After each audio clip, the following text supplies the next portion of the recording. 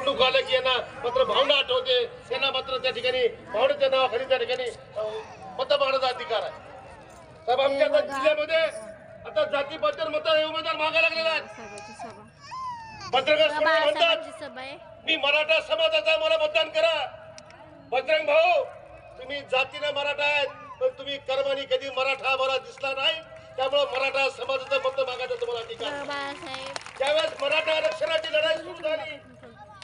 अंतरवाली सराटीमध्ये या पोलीस प्रशासनानं आमच्या मराठा बंधू भगिनीवर हल्ला केला, लाठीचार्ज केला, गोळीबार केला.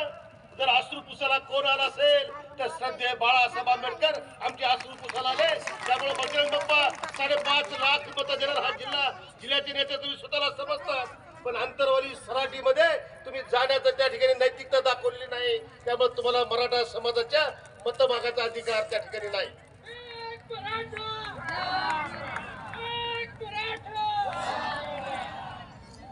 या ठिकाणी पंकजाताई ओबीसी समाजाच्या बैठका घ्यायला लागल्यात. ओबीसीने मला मत द्या. पंकजाताई, तुम्हाला ओबीसीने का मत द्यायचे?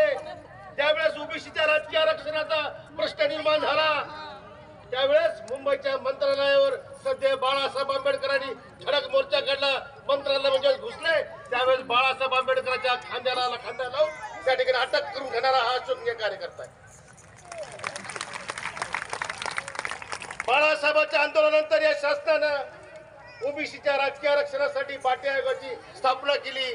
बाळासाहेबांच्या आंदोलनानंतर हा महाराष्ट्र सरकारला हा निर्णय घ्यावा लागला.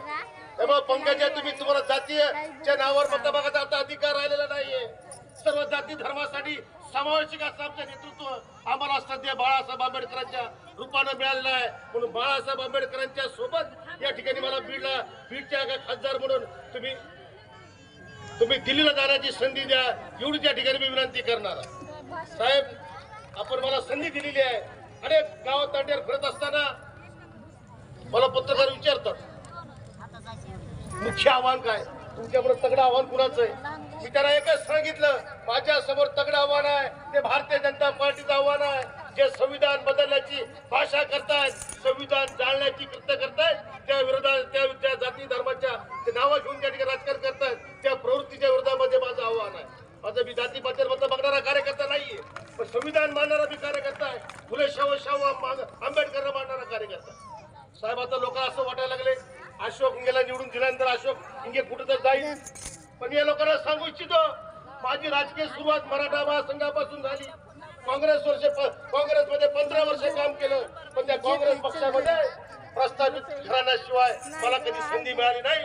ती संधी बाळासाहेब आंबेडकरांनी 2019ला बीड विधानसभा मतदारसंघामध्ये मला उमेदवार दिली आणि एक सर्वसामान्य मराठा समाजाचं नेतृत्व करायची मला संधी दिली. काँग्रेसने तर वंचित बहुजन आघाडी गेल्या 6 वर्ष बाळासाहेब आंबेडकरांच्या आदेशाप्रमाणे मराठवाड्याचा अध्यक्ष म्हणून वंचित बहुजन आघाडीचं काम करतो. त्यामुळे निवडून आल्यानंतर कुठला मी पक्ष बदलणारा कार्यकर्ता नाही. मी फुले शाहू आंबेडकरांना मानणारा कार्यकर्ता आहे. मी कधी भारतीय जनता पार्टी आधी शिवसेनेच्या दारामध्ये जाणार नाही. साहेब, आमच्याकडचा उमेदवार राष्ट्रवादीचा उमेदवार 20 मार्च पर्यंत अजित पवारांच्या राष्ट्रवादीच्या गटामध्ये भारतीय जनता पार्टीच्या लोकांच्या बॅगा उचलत पाठीमागे फिरत होता. आता आमच्या इथे सांगितलं आमच्या चाटे भाऊनी 20 तारखेची त्याची मुलाखत आहे की बजरंग बाप्पा तुमची निष्ठा सांगा.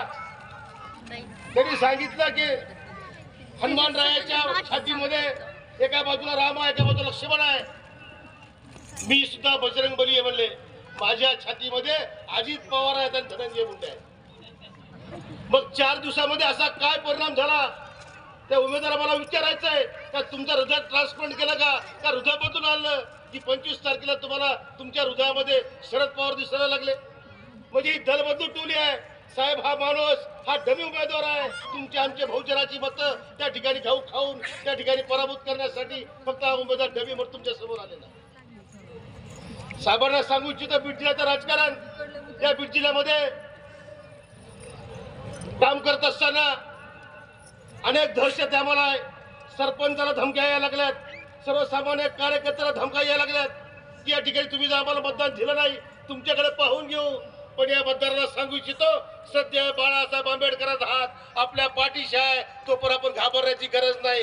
13 मेला आपण कुठल्याही परिस्थितीमध्ये आपण आपली अगोदर गावं पॅक करा, नंतर बाकीचे गावं पॅक करा आणि येणाऱ्या काळामध्ये कुठल्याही परिस्थितीमध्ये तुमच्या या बीड जिल्ह्याची सेवा करण्यासाठी मला दिल्लीला पाठवा.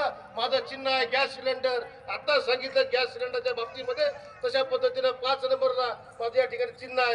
एवढं त्या ठिकाणी बोलतो आणि माझा राहिलेला वेळ आदरणीय साहेबांना देतो. थांबतो. जय शिवराय, जय भीम. यानंतर आपण ज्यांचे विचार ऐकण्यासाठी आतुर झालेला आहात